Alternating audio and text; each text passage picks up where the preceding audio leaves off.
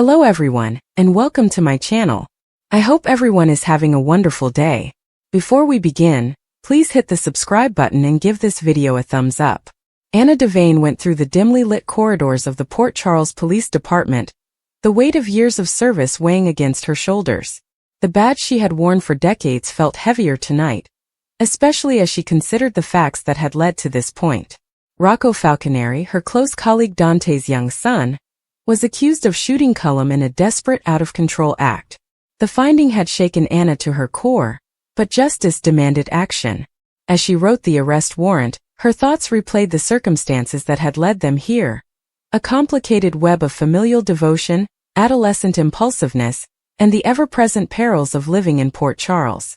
It had begun weeks earlier, with rising tensions surrounding Windmere and persistent threats from people such as Sidwell and Brennan.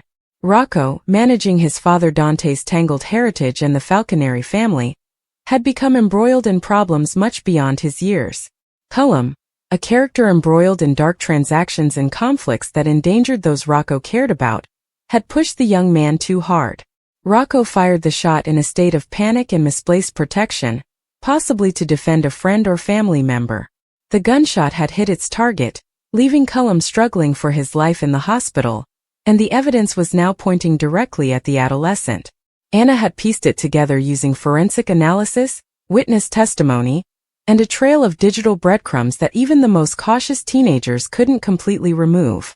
Ballistics matched a weapon linked to Rocco's circle, and security footage from the surrounding area, combined with Rocco's own faulty alibi, sealed the investigation. Confronting the reality had been tough.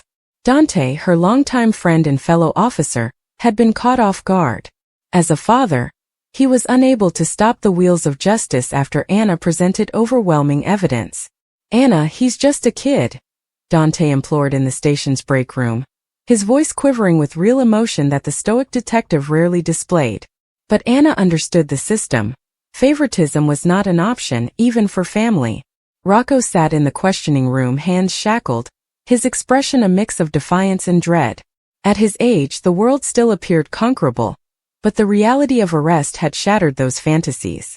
When Anna entered, he whispered, "I didn't mean for it to go like this," her expression professional yet compassionate.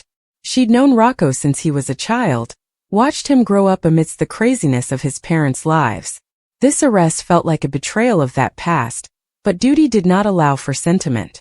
Dante watched from behind the one-way glass, fists clenched, impotent in a way that ripped at his soul. As a cop, he understood Anna's situation. As a father, it devastated him.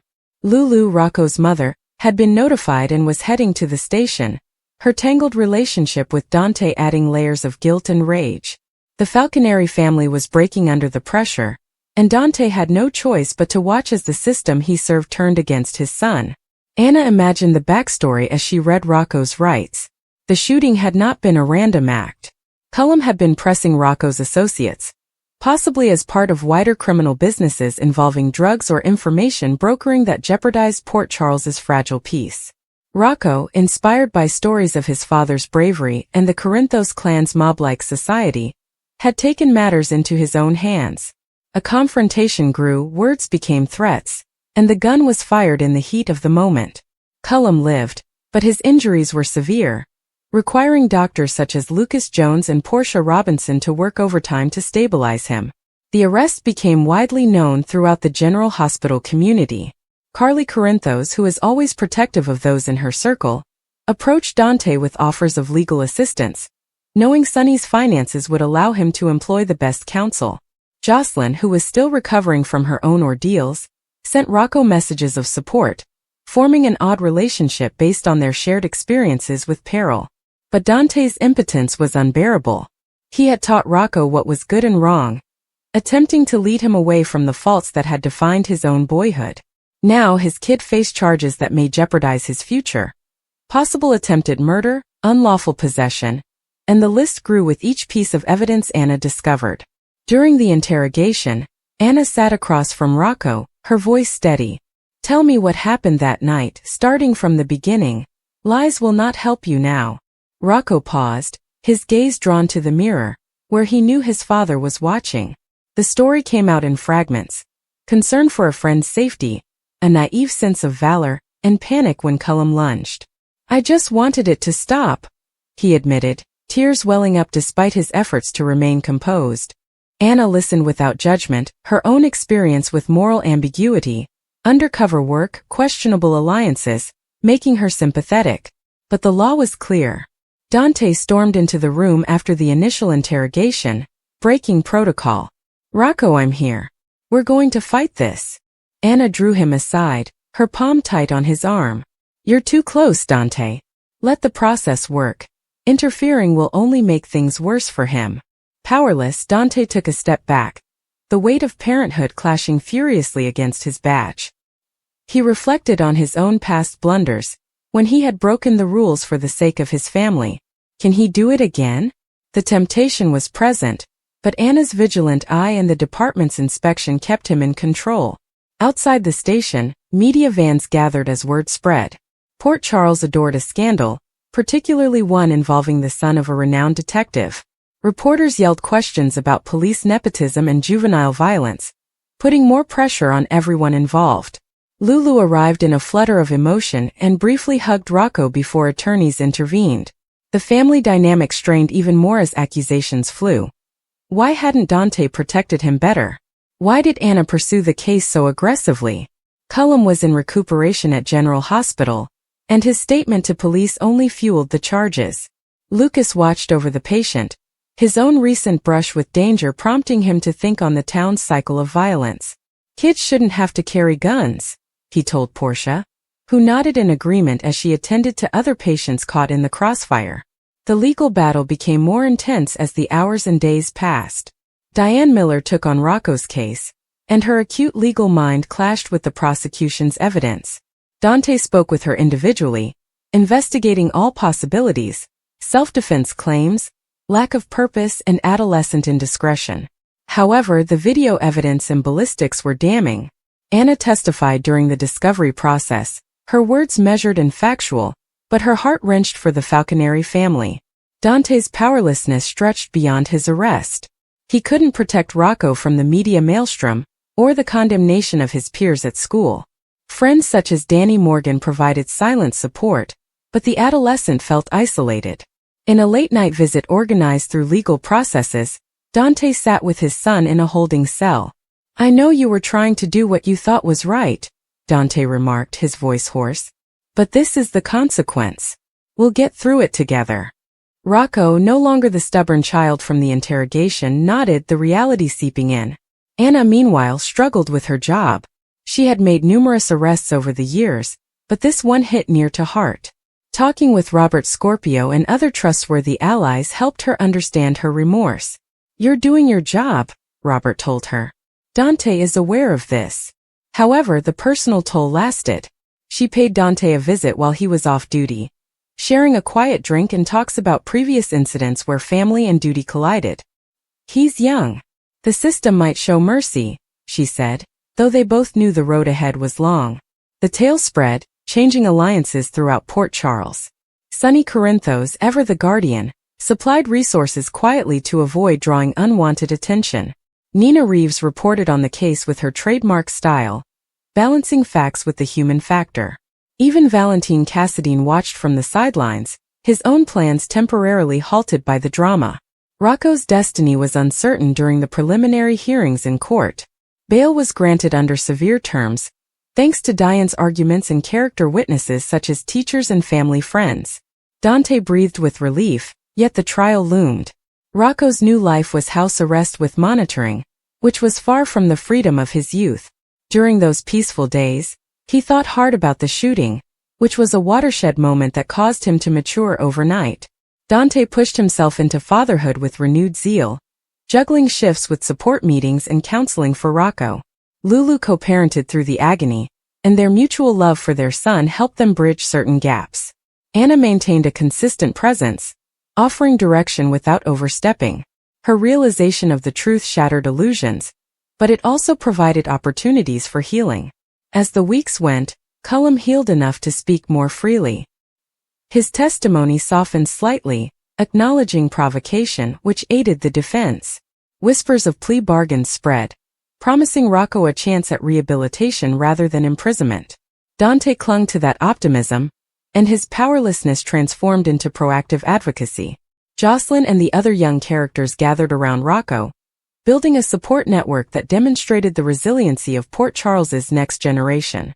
Training seminars, study groups, and open discussions about repercussions became the new standard. Joss discussed her personal experiences with risk, emphasizing choice over impulse. Anna's arrest followed protocol, but it triggered department-wide talks on youth intervention programs. She advocated for improved resources, transforming personal strife into constructive change. Despite his first feelings of impotence, Dante emerged stronger, and the ordeal reinforced his friendship with Rocco. The broader challenges in Port Charles persisted: Sidwell's intrigues, Brennan's shadows, but this familial turmoil served as a reminder of what was truly important. Rocco's transformation from shooter to defendant to somebody seeking salvation reflected the town's restless spirit. Dante now kept a tight eye on his son, vowing to be the mentor he needed, despite Anna's unshakable duty as the enforcer of justice. In quiet moments, Anna went over the case file one last time, the evidence as strong as ever. Justice had been served with the arrest, but mercy and family would mold the remainder. Port Charles continued on, scars and all, with Dante and Rocco facing an uncertain but unified future. The powerless father found strength in acceptance, and the young man discovered that actions, no matter how well-intentioned, had long-term consequences. The summer heat lingered over Port Charles like a heavy blanket as the city awoke to another day of secrets, betrayals, and difficult decisions. Police sirens sounded in the background as detectives rushed through crime scenes that appeared to multiply overnight. But nothing prepared them for the horrific series of events that would permanently alter the Falconeri family. Anna Devane stood near the abandoned warehouse on the harbor's edge, carefully inspecting the evidence of a brutal shooting. Blood coated the cracked concrete floor, and investigators worked painstakingly, capturing every inch of the scene. The victim, Cullum, survived the gunshot but remained in critical condition following emergency surgery. Everyone assumed the attack was meticulously prepared by a violent criminal organization. No one expected the truth to be substantially more catastrophic. Dante Falconeri arrived moments later, having received Anna's urgent call. His face revealed tiredness following another sleepless night, but his desire remained unwavering. "What do we have?" he said gently. Anna looked toward the ambulance that had already taken Cullum to General Hospital. One gunshot wound. "He's alive but barely. Whoever pulled the trigger disappeared before officers arrived." Dante nodded grimly. "Witnesses?" "None willing to talk." As detectives began gathering evidence, a young officer approached Anna with a little plastic evidence bag. "We found this behind the loading dock." He paused. "I don't know yet." The pistol. The blast was deafening. He never intended for anyone to be hurt. Everything happened in seconds. He whispered to himself repeatedly. It was an accident. Yet the words provided no comfort. He stared at Dante. "I was out." "Where exactly? Have you ever met Cullum?" Rocco widened his eyes before swiftly turning away. That simple reaction conveyed Anna more than any words could. Dante noticed it too. "Rocco. I don't know." Anna discreetly placed the bracelet on the table. His face had lost all color. "Can you explain why this was found at the crime scene?" The room fell silent. Outside the room, Dante confronted Anna. "You think he did it?" "I think he knows more than he's telling us." "That's different." "I hope it is." Meanwhile, forensic technicians finished ballistics tests. The bullet found in Cullum's body matched a firearm that had recently been reported missing. That weapon had previously belonged to an undercover federal agent. Even more disturbing, Rocco's fingerprints were found on the weapon's magazine. Not the trigger. Not the barrel. Just the magazine. Enough to elicit serious questions. Not enough to prove guilt. Anna wanted another meeting. This time a lawyer is present. Word immediately circulated throughout Port Charles that Dante's son had been involved in the probe. Rumors erupted. Some stated that Rocco dealt with criminals. Others insisted that he was being framed. Social media fostered unending speculation. Lulu grew enraged after witnessing strangers accuse her son without evidence. She confronted the reporters gathering outside the hospital. "My son deserves the truth, not rumors," she said in an impassioned speech that soon swept throughout local news. Nonetheless, public distress continued to increase. Meanwhile, Sonny Corinthos became aware of the probe. His first inclination was to protect his grandson. He directed trusted individuals to quietly research Cullum's background. Within hours they had unearthed unsettling details. Cullum had been surreptitiously working for numerous sides. He maintained ties to organized crime while claiming to collaborate with federal agents. Even more worrisome, he just started contacting adolescents in Port Charles, including Rocco. When Sonny shared the knowledge with Dante, more questions arose. What did Cullum want with my son? Neither man understood. But they planned to find out. Later that evening, Anna experienced another breakthrough. A witness eventually came forward. An older dock worker reported seeing two persons arguing behind the warehouse just before the shooting. One was unmistakably Cullum. The other appeared significantly younger. The witness recalls hearing Cullum yell something. "You don't have any choice." Then, a gunshot. The young person escaped. Cullum collapsed. Anna realized the interaction might not have been planned. Perhaps Rocco did not go there with the intention of committing violence. Maybe someone manipulated him. Perhaps he was acting out of fear. She really wanted those possibilities to come true. The next morning, Rocco suddenly came at the police station alone. Anna seemed astonished. "I need to tell you something." She brought him into her office. He remained standing. "I was there." Anna said nothing. "I met Cullum." "Why?" "He kept contacting me." "What did he want?" "He said he knew secrets about my family." Anna's face hardened. "What kind of secrets?" "He wouldn't say unless I met him." "So you went?" Rocco nodded. "He threatened people I care about." "What happened next?" "We argued." His voice trembled. "He pulled out a gun." Anna listened attentively without interruption. "I tried taking it away." Rocco's eyes welled up with tears. "We struggled. The gun fired."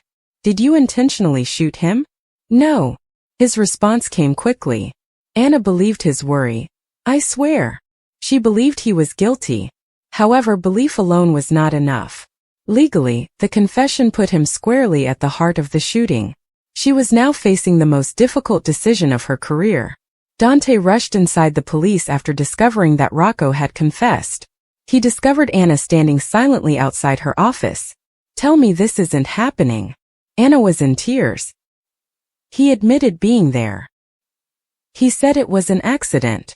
"I know. So that's it." "It's not that simple." Dante smashed his fist against the wall. "He's my son." "I know." "He's a kid." "I know. You can't arrest him." Anna closed her eyes. "My badge does not allow for exceptions," Dante said, his voice breaking. "You raised me to believe that justice matters." "I did." "Then don't destroy him." Anna choked back tears.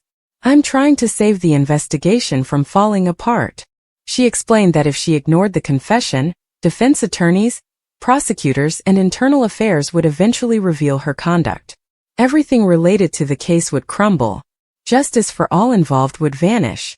Dante knew the law. However, he couldn't accept it. Inside the office, Rocco waited calmly. When Anna entered, she appeared older than she had just hours before. Her voice was barely above a whisper. "Rocco Falconeri." She paused. "I'm arresting you in connection with the shooting of Cullum." The adolescent agreed without protest. He stretched his shaking hands. Anna softly put handcuffs around his wrists. The metallic click echoed around the room. Outside the office, Dante heard the sound. It shattered him. He ran in. "No." Officers quickly stepped between the father and youngster. "Dad." Rocco's voice quivered. "I'm sorry."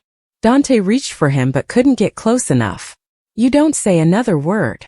"I never meant." "I know." Anna witnessed the sorrowful moment, tears welling in her eyes.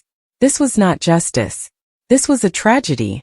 Lulu arrived moments after, having heard frantic phone calls. She froze when she saw her son in handcuffs. "No." She slumped in Dante's arms.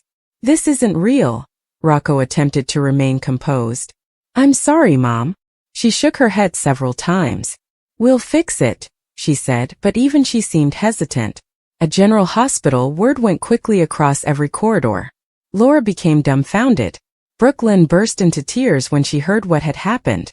Chase tried to reconcile the caring adolescent he knew with the criminal accusations that were suddenly dominating news. Even Sonny found himself unusually silent. He'd observed numerous arrests. Nobody hurt like this. Still certain that critical parts were missing, Sonny directed Jason Morgan to look into Cullum's recent activities. Jason swiftly uncovered encrypted communications on Cullum's phone, indicating that he intended to recruit someone young for a deadly operation. One unfinished message simply stated, "The kid is scared enough now." Jason thought Rocco had been influenced from the start. He rushed to inform Anna. She listened closely. If that's true, then this case changes. However, altering the investigation would not remove the arrest. Legal procedures had already started. Rocco spent his first night in juvenile jail filled with regret. He reviewed every decision that had led him to that warehouse. Every caution he ignored. Every chance to walk away. Across town, Dante was unable to sleep. His police badge sat on the kitchen table. For the first time in years, he wondered if wearing it meant forsaking his own family. He'd committed his life to upholding the law. Now the same law had snatched his son. Anna sat alone in her office, studying each document again. Something still did not fit. Cullum had organized the meeting. Cullum brought the weapon. Cullum threatened Rocco. Why? What exactly was he trying to accomplish? She vowed herself that she would discover the whole truth, no matter where it led. The next morning offered another surprise. Cullum eventually recovered consciousness. Doctors permitted only a brief interview. Anna entered his hospital room carrying a recorder. Cullum, did Rocco Falconeri intentionally shoot you? Cullum remained silent for a few seconds. Then he slowly shook his head. No. Anna glanced at him. He wasn't supposed to have the gun. What happened? I pushed too far. You threatened him? Another pause. Yes. What were you trying to force him to do? Cullum shut his eyes. You'll never stop them. Before Anna could ask another question, monitors signaled an alarm as Cullum's condition deteriorated further. Doctors went inside and terminated the interview. Although she now had information indicating that the shooting was unintentional and that Rocco had been influenced, many questions remained unresolved. Who are they? What secret had Cullum been keeping? Why target Rocco? As Dante waited impatiently outside the juvenile court, Anna approached him with cautious confidence. I think your son was telling the truth. For the first time since the arrest, hope returned to Dante's tired face. But can you prove it? He inquired. Anna gazed toward the courthouse doors. I'm going to spend every hour until I can. The fight to cleanse Rocco's name had only just begun. While the arrest had crushed the Falconeri family and left Dante feeling completely powerless, new information revealed that the situation was significantly more nuanced than anybody had previously assumed. Hidden foes remained in the shadows of Port Charles, and the truth about Cullum's shooting promised to reveal a scheme far greater than a terrified youngster caught in the wrong place at the worst possible time.